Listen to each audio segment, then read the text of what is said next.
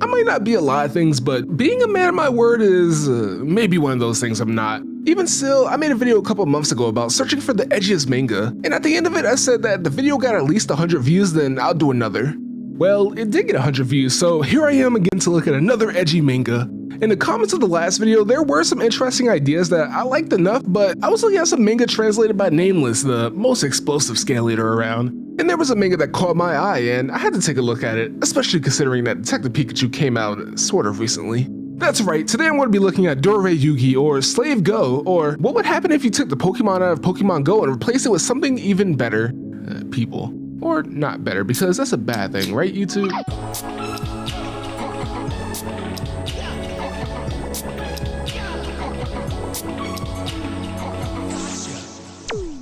So you saw the title, you saw what I focused on in the intro, and now you're probably wondering what the Slave Go app is about.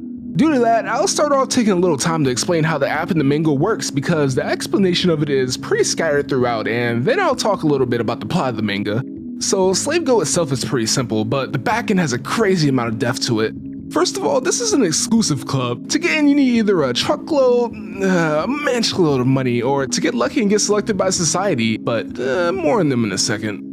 So for the app, you get alerts when there's someone near you that you can capture. It could be anyone from your crazy teacher all the way to a great politician. The people are divided by ranks, but the only thing this really affects is what items you can use to capture that person. As far as I can tell, there is no capture chance. As long as you're using an item of an appropriate rank or higher, you're getting that person. After that, within a time frame of like a day to a millisecond, some men in suits take the person you caught and put them into a cage. Either the public cage if you're still in the trial period, or a private room once you're a premium member or the equivalent. So now you got some people, but what do you do now? Well, at the core, you could try to make some Delos, which is the currency of this underworld, and try to climb your way up through the society, which is way harder than it sounds. To get Delos, it varies between what area you're in, but where we start in the manga, you either fight or bet. And I think that the less money you have, the more likely you'll be forced to fight because, hey, someone's gotta do it. And betting is betting, but the fighting is weird. So far, we've only seen one type of fighting. You pick a slave, they go into an arena blindfolded with a random weapon, and you, as the master, has to tell the slave what to do. It's like Monster Rancher or the Digimon games where you're just kinda suggesting what to do. The difference being that the price of defeat is a little more than getting smaller portions for dinner. The slaves more than likely end up dead, leaving you to find more, and if you lose enough, you lose all of your money, and you, the master, can end up as a slave too, which I don't need to tell you why that might be a bad thing. You can also do whatever you want with the slaves, but that won't make you any Delos. And speaking of the Delos, you can buy a lot of things with it. You can get more capture tools to catch people, you can get information on just about anyone you can think of, and you can get just about anything you see in the society's underground mall, which they don't touch on too much. And of course you can get more slaves, mostly through the auction house. And that's mostly what the app is about. It was created by the society who I mentioned a couple of times. They're the generic group of powerful people who run the world, as far as I could tell. They control just about everything and there's nothing you can do to stop it. The Illuminati. It's the Illuminati. With that out of the way, time to get into the plot. Oh wait, I forgot to talk about how the ranks of the people are determined. It's kind of simple, honestly. It seems to be some sort of algorithm that consists of the strength of the person being captured, the willingness to be captured, and how much of a commotion it would cause if the person went missing. So for example, if you somehow convince the person to go along with being captured by, say, promising them a lot of action and fighting, and you help them out with something, you can get that person all the way down to an E rank, which is basically an automatic capture.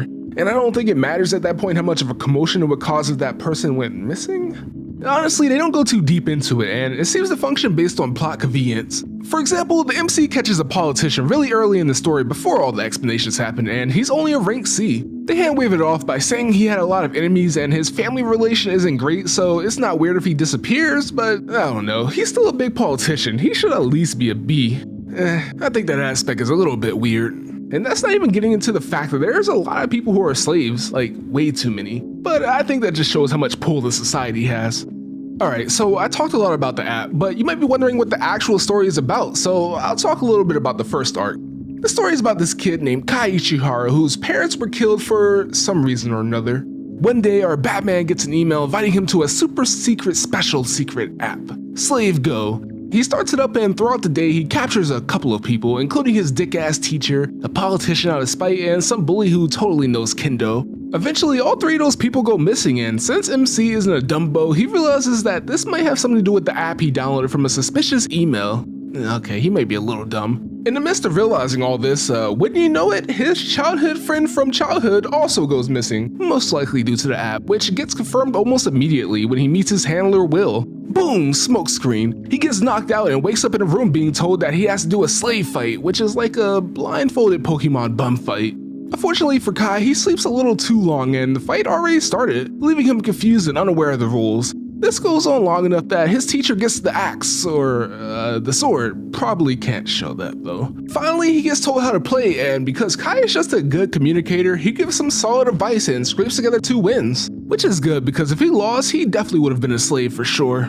After he gets his victory, he's treated to a tour of Basara, one of the institutions of the societies, and blah blah. The only thing of importance here is the auction for slaves, which is where his friend is being held. But he can't buy her from the auction since he's broker than broke in this world of rich, and instead she is bought by the Ano sisters, the royals of the Basara area. Kai begs the 2 for his childhood friend, and they actually give him a challenge. Make $100 million in a month and they give him the girl, but if he fails, he becomes a slave himself. Luckily for Kai, he goes full shonen protagonist and messes with another man's slave, a man who was intrigued enough by Kai to challenge him to Zex, which is like a team deathmatch MOBA type of thing, where if Kai wins, he gets $100 million, but if he loses, he becomes a slave. And wait, how does that work? What would the slave chain of command be like? If he fails both challenges, who gets him? Well, that doesn't matter because it's time for Zex, but I'll just leave it there because I can go on and on about the story.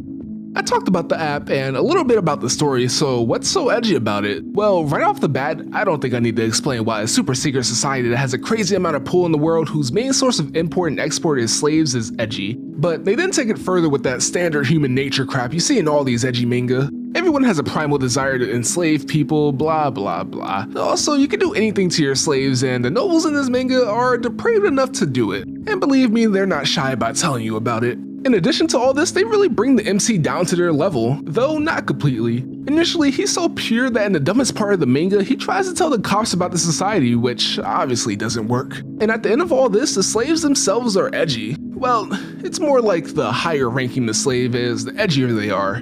You have a character that's basically Vega and that beauty is everything, but they also like to kill or something. There's one person who makes people blow up through acupuncture, and my favorite, there's this one dude who begs people to let him kill them. It's pretty funny, it makes him very, happy. But despite all of that, I would wholeheartedly recommend Dorei Yuugi. It's extremely enjoyable and funny with a surprising amount of heart.